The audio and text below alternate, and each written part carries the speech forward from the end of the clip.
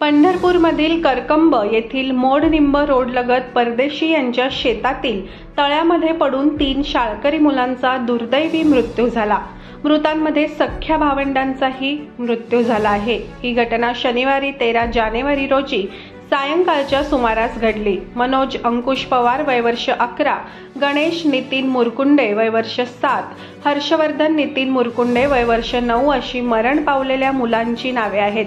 घटनास्थळावरून मिळालेल्या माहितीनुसार शनिवारी करकंब शहरालगत मोडनिंब रोडवर परदेशी यांच्या शेतात असलेल्या पाण्याच्या टँकमध्ये 3 लहान मुलं पडल्याची घटना गावात वाऱ्यासारखी पसरली। या घटनेची माहिती मिळताच करकंब पोलिसांनी तात्काळ घटनास्थळी धाव घेतली। या तलावातून मनोज अंकुश पवार, गणेश मुरकुंडे, संस्कार तसेच नितीन मुरकुंडे ही 3 शाळकरी मुले पडल्याची माहिती पोलिसांना मिळाली। त्यानंतर पोलिसांनी ग्रामस्थांच्या मदतीने शोध मोहीम सुरू केली आणि रात्री 8 वाजता मृतदेह हाती लागले। त्यांना बाहेर काढताच त्यांच्या कुटुंबियांनी एकच हंबरडा फोडला। तिघांचे मृतदेह रात्री शासकीय रुग्णालयात हलवण्यात आले। ही मुले सायंकाळी उशिरापर्यंत घरी न परतल्याने पालकांनी त्यांचा शोध घ्यायला सुरुवात केली।